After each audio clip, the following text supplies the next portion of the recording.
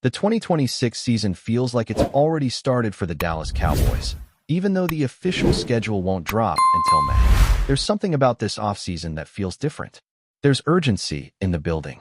There's pressure in the air. And there's a sense that this organization understands the window is open right now, but it won't stay open forever.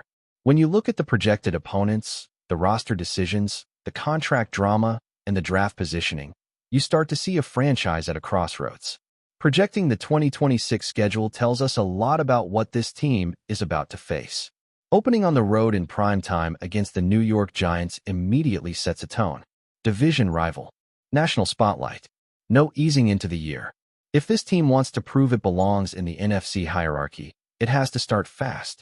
Early divisional games against the Giants and Commanders mean the margin for error is thin right out of the gate. There's no hiding from your weaknesses in September. Then there's the international spotlight. A matchup with Arizona and Brazil adds another layer. Global stage. Distraction potential. Travel fatigue. But also opportunity. If the Cowboys handle business, they become the face of the NFL abroad. If they stumble, it becomes an excuse narrative. Mature teams handle these moments. Contenders embrace them. The early stretch also includes a showdown with the defending champion Seahawks in primetime. That's a measuring stick game. You don't get to fake your identity against the champs. That's where the pass rush is tested.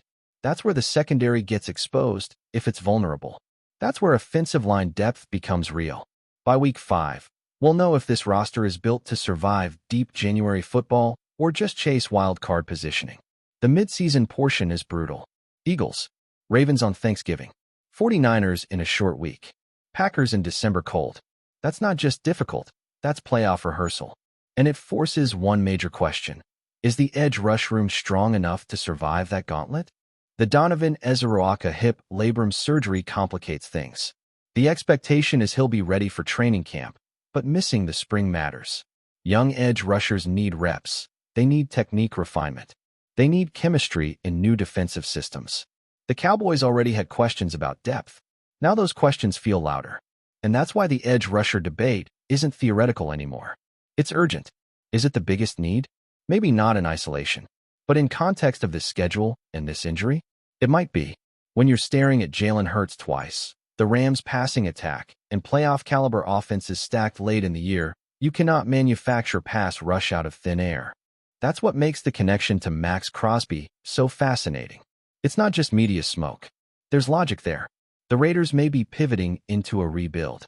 Crosby wants to win. Dallas wants to win now. The fit is obvious. The cost is complicated. The Cowboys hold picks 12 and 20 in the first round.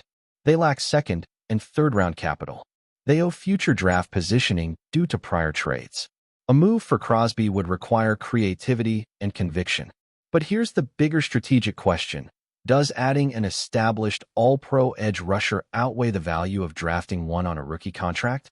If Dallas believes this roster is one elite defensive piece away, then the aggression makes sense. Crosby opposite a healthy rotation changes protection schemes instantly. It makes life easier on the secondary. It makes Christian Parker's defensive identity clearer from day one. But it also locks you into a win-now timeline financially. And speaking of financial timelines, here we go again with another contract standoff. Brandon Aubrey is seeking to become the highest-paid kicker in football. 3 years. Historic accuracy. Record-setting 60-plus yard makes. Pro Bowls. All-Pro honors. He's earned leverage. The question isn't whether he deserves to be paid. The question is whether the Cowboys can stomach yet another top-of-market deal. Owner Jerry Jones says there's a good offer on the table. We've heard that before. We heard it with Dak. We heard it with Micah Parsons. One ended in a record-breaking deal. The other ended in a blockbuster trade. This organization has turned contract drama into an annual ritual. What makes Aubrey's case fascinating is positional value. Paying a kicker top dollar feels uncomfortable to traditionalists. But when your offense crosses midfield and fans feel automatic points are coming, that's strategic advantage. In tight December games at Green Bay. In Thanksgiving spotlight games against Baltimore. In potential NFC East deciding matchups in Week 17. Field goals swing seasons. Now zoom out and look at the draft landscape. Historically, edge rusher and corner have commanded premium draft capital. But the 2026 class is unusual. Safety and linebacker are surging. Generational grades are being attached to prospects like Caleb Downs and Sonny Styles. That forces a philosophical question at pick 12. If the third best edge rusher is available, but the best safety in 5 years drops into your lap, what do? Do you chase positional value? Or do you chase impact value? That's where Will McClay's philosophy becomes critical. Build with the best football players. Traits matter, but traits can get you in trouble. The Cowboys have historically preferred longer-armed edge defenders. Prospects like Bain and Howell have elite film, but short-arm measurements. Do you trust tape over thresholds? That decision could define this draft. Meanwhile, the offensive line combined performances matter more than people realize. Players like Chase Bisonis and Max Ihenekor showed rare movement skills. Logan Jones displayed zone center athleticism. If Dallas invests early in line depth, it protects the run game investment they just made. Because re-signing Javonte Williams was a statement. 3 years, $22 million, $16 million guaranteed. That's not bargain bin shopping. That's commitment to physical identity.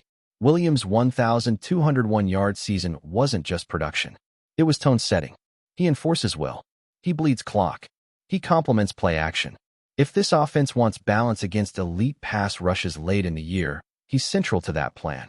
At this point in the offseason, everything connects. The schedule difficulty amplifies the need for pass rush. The pass rush uncertainty amplifies draft urgency. The draft strength at linebacker and safety tempts you away from edge. The potential Crosby trade tempts you toward aggression. The Aubrey negotiation reminds you money isn't infinite. And this is where I want to hear from you. If you're serious about this team contending in 2026, what's the move? Do you swing big for a proven pass rusher? Do you trust the draft board and take the best defender available? Or do you double down on depth and balance?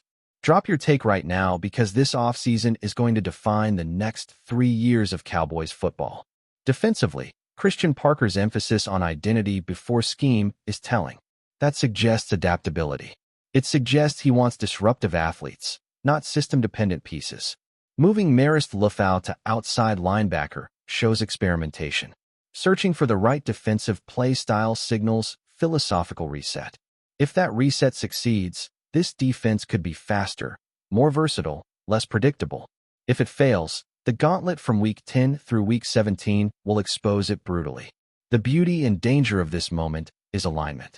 The strengths of the draft class line up with Dallas needs. Edge, corner, linebacker, safety. That's rare. But alignment also creates pressure. If you miss, you can't blame the board. If you reach, you can't blame scarcity. And let's not ignore the psychological layer. 3 consecutive off-seasons featuring highest paid at the position negotiations creates locker room optics. Players watch how stars are treated. They watch timelines. They watch transparency. Getting Aubrey done cleanly could send a message. Dragging it out could send another. Ultimately, the 2026 Cowboys feel like a team balancing urgency with evaluation. The schedule is unforgiving. The roster is talented but not bulletproof. The front office has draft capital but not excess flexibility. The decisions made between now and Week 1 will ripple into December when they're battling Philadelphia for the division. Imagine a Week 17 showdown in Philadelphia with the NFC East on the line. Cold weather. Hostile crowd. Playoff implications. Does Dallas walk in with a dominant pass rush rotation? With a top-paid, ice-cold kicker who can hit from 60? With a first-round safety erasing the deep ball? Those answers are being written right now. This isn't just about predicting wins and losses. It's about identity. Are the Cowboys building sustainably? Or are they chasing headlines? Are they disciplined with draft value? Or are they reacting to pressure? The next few months will tell us everything. So as we wait for the official schedule release and watch the draft board shift daily, understand this. The 2026 season will not be decided in September.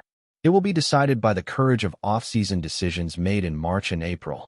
And if you believe this team is closer than the critics think, then now is the time to lean in. Stay locked in all offseason because every trade rumor, every contract update, every combined riser or faller matters. The Cowboys aren't just filling holes. They're shaping a championship window. If you want deep analysis every step of the way, make sure you're subscribed and ready because this ride is only getting started.